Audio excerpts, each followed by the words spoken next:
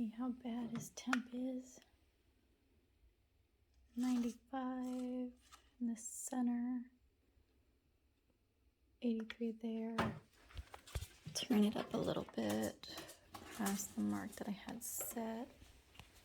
And then he got excited and he pushed out his UVB bulb. These things are just awful. They're so sensitive.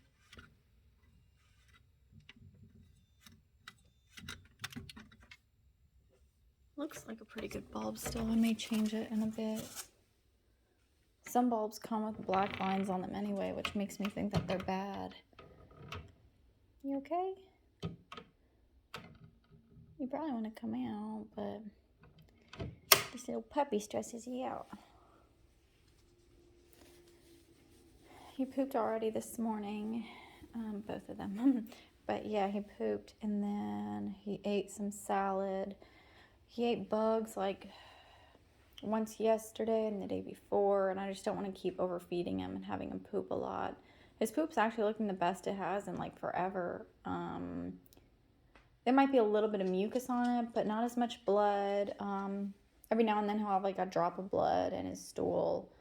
But recently it's looked really good, and I'm not really sure if it's mucus or not, but I guess I could say possibly. His background has been crazy. When he was 4 months old, he had a prolapsed anus, which really has not happened again since, of course. And if it did, we would probably put him down because of his age. He's 3 years old, and it would be really hard to do that surgery again. So thankfully, we haven't had to repeat that. He might have had metabolic bone disease when he was little. He might have been kind of like raised with it or not had the right UVB. You know, these bulbs are ridiculous. I think the pet stores use the curly bulbs, which are not recommended. The T8 or the T5 are more recommended. T8 inside and the T5 on the outside. Yeah, are you listening to me? What's in your ear? Hi, you are so active. Let me get these crazy things off your ear. There you go. Sometimes he itches himself like a dog. It's cute. Yeah. Okay, now. He doesn't really bite. I think maybe twice he's ever bitten me, and it was because I was doing crazy things while holding him, like bending down. I almost squished him or something, but he was just nervous. He was a baby at the time, but since he's been like a year old, he hasn't bitten me since.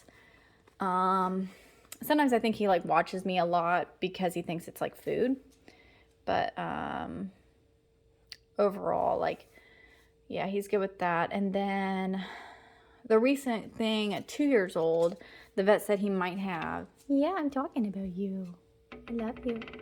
The vet said he might have GNT, which is some kind of gastro neuroendocrine or something, tumor, which is from like the gut and stuff. You know, he had too much glucose in his blood test that they took from his tail.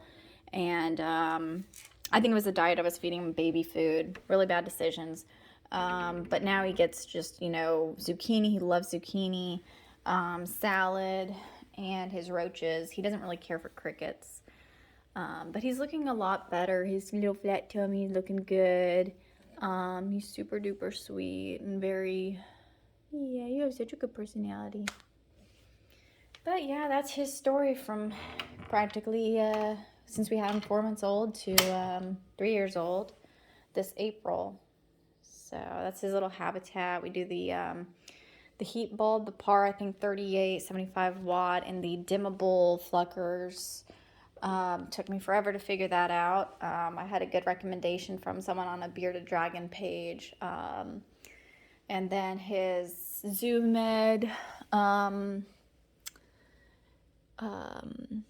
hood with the UVB, that is 10 UVB, T8. You have to make sure it has UVB on it, otherwise it doesn't do anything for them. It's just a light. Like garden bulbs wouldn't have UVBs in them typically, I believe. We haven't tried a dig pit for him. Lately we've been doing sticks because he just has so much energy. He loves 97 degrees here. We don't go over 105 for his age, of course. And then his cooler side is 70 degrees. We use the temp gun as you saw, his little bugs. And yeah, that's him.